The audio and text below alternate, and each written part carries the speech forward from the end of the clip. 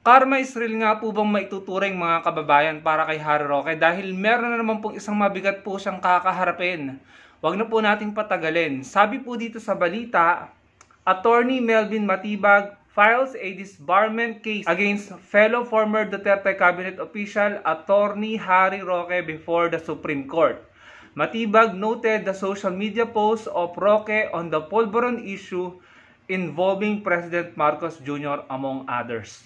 Ayan mga kababayan, kapwa niya opisyal ng dating administrasyong Duterte, si Attorney Matibag, ay nag-file po ng disbarment case against Harry Roque, mga kababayan. Alam nyo, noong pa man, naisip ko na ito simula nung pinalaganap nila yung Polvoron issue na yan. Sabi ko, maaring malagay talaga sa alanganin ng kanilang profesyon at mga lisensya dahil dyan. At ayan na nga po ang nangyari. May nagpapile na po ng disbarment case, no?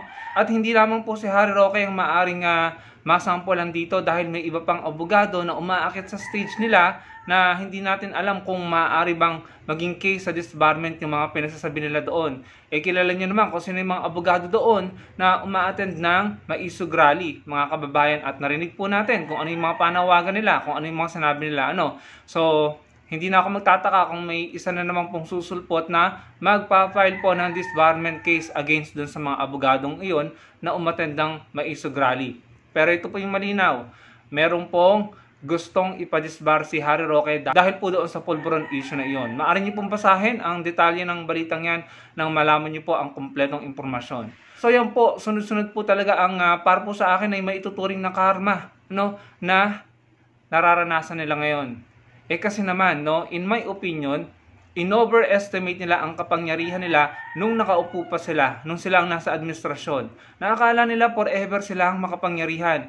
And at the same time, in-underestimate nila ang power ni PBBM. Pati mismo ang Pangulo, in-underestimate nila. Tinatawag nilang weak, kung ano-anong bansag ang ginamit nila, no, kung ano-anong mapang-insultong bansag ang pinauso nila. Ano-anong term ang ginagamit para insultuhin at tawagin ng kung ano-anong masakit na salita ang Pangulo. Yun po ay isang uri ng pag-underestimate, no, sa Pangulo at sa kanyang kapangyarihan. Tignan nyo ang nangyayari sa inyo ngayon. In my opinion, yumabang kayo. Masyadong tumaas ang tingin nyo sa sarili nyo. Masyado nyong naramdaman yung overconfident na tinatawag, no? Overconfident kayo sa mga sarili nyo na akala nyo kayo ang masusunod. Kaso, hindi nyo na-realize na ang kapangyarihan ay nasa taong bayan. Nasa mas marami at majority na taong bayan. At ang taong bayan na yon ay sumusuporta sa kasalukuyang gobyerno at sa Pangulo. Kaya hindi umubra yung mga pinagagawa nyo. In-overestimate nyo ang kapangyarihan nyo noon na akala nyo forever kayong makapangyarihan at forever kayong masusunod. And then at the same time, in-underestimate nyo ang Pangulo. Tignan nyo ang napala nyo. So para sa akin, hindi kayo matalino. Kasi kung matalino kayo, dapat naisip nyo na yan. No? Masyado lang kayong yumabang or masyadong tumaas ang air nyo. Naging egotistical kayo. In my opinion, no? Kaya kahit hindi umiimik ang Pangulo, hindi nagsasalita against them, nangyayari ang kamalasan sa kampo nila. Sunod-sunod. Siguro mapipilitang lumabas si Harry Roque dahil po dyan sa disbarment case na iyan. Ito pa mga kababayan. Gusto kong bigyan ng reaction itong post ng isang DDS dito, si John Reiter. Sabi ng Pangulo, hindi siya a-attend ng F1 Grand Prix sa Singapore. Sabi ba naman ng DDS na si John Reiter, wow, hats off to him for making the ultimate sacrifice to actually do this job.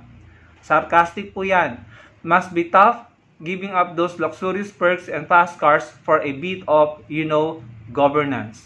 So, in my opinion, sarcasm po ito, sarcastic, ano?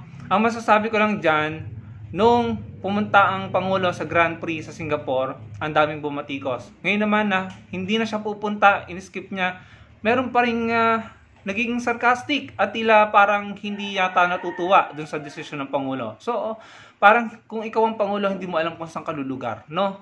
Ginawa mo, dati, binatikos ka. Ngayon, hindi mo na ginagawa. Parang gusto ka pa rin batikusin or hindi naniniwala sa sincerity ng sinasabi mo or ginagawa mo. So, saan ka naman lulugar, diba? Kung ikaw yung Pangulo. Anyway, regardless of what they say and what they do sa government, sa ating Pangulo at sa Pilipinas, no? Hindi sila nakakatulong in my opinion Paano ba naman, no? Sila itong mga kung ano-anong panawagan, ihiwalay yung Mindanao, kung ano-anong hindi makapilipinong panawagan, ano? So, siguro may karapatan akong sabihin na hindi talaga sila nakakatulong at hindi sila makapilipino. Regardless, kahit ano pang sinasabi nila at ginagawa, ito, bibigyan ko po kayo ng isang example na ginagawa ng ating gobyerno ni President Bongbong Marcos na mahagi po sila ng mga mobile clinic diyan po sa Mindanao. Sa Mindanao na gustong ihiwalay ng mga DDS na as if sila yung may-ari ng Pilipinas, no? At sila yung pala desisyon. So yan po, namigay ng mobile clinic at yan po ay siguradong makakatulong sa ating mga kababayan na taga Mindanao. So yan lamang ang gusto kong ibahagi sa inyo. Ako'y thankful na yung pinuno na sinuportahan ko noon sa Atty. Leni Robredo at yung nakalaban niya si PBBM. Kahit man sila yung naging magkalaban, pareho ko naman pong nakikita sa kanila yung sincerity ng paglilingkod nila sa mga Pilipino at sa bansa natin. Na totoong makabayan at makabansa sila. Na yung inuuna nila ay interes ng mga Pilipino, kapakanan ng ating bansa, at yung kaginhawaan natin mga Pilipino. Pare-pareho po tayo.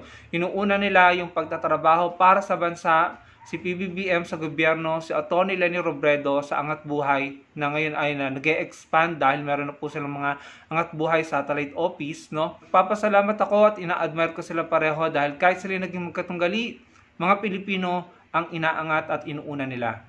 Unlike sa iba dyan, na pansariling interes at pamumulitika at kung ano-anong kadramahan at issue ang inaatupag imbis na unahin ang mga Pilipino. Kung sincere talaga sila, makikita natin na tayong inuuna nila at hindi yung mga kaalyado nila na pinagtatanggol nila dahil humaharap po, no? May mga hinaharap na kaso. Very, very red flag at sobrang nakaka-turn off. But then again, I'm thankful that we have a president, we have a government na nagtatrabaho at inuuna ang mga Pilipino. At I'm thankful dahil sinuportahan ko sa Atty. Leni na kahit natalo, humanap ng paraan para unahin din ang mga Pilipino. 10 ng kanyang mga naging kaalyado. So sana maging mapanuri na tayo at matalino mga kababayan sa mga susunod na eleksyon 2025 at 2028. Pumili tayo ng tama, totoo, maka-Pilipino, makabansa at higit sa lahat maka-Diyos po, no? Hindi yung mumurahin pa po ang may kapal, ang lumikha. Hindi po ba mga kababayan? So, kayo na lamang po ang bahalang mag-comment dyan. Anong masasabi nyo sa mga binahagi ko sa inyo? Huwag nyo kalimutang i-like ang video. At magkita-kita po tayo sa susunod kong video. Salamat po.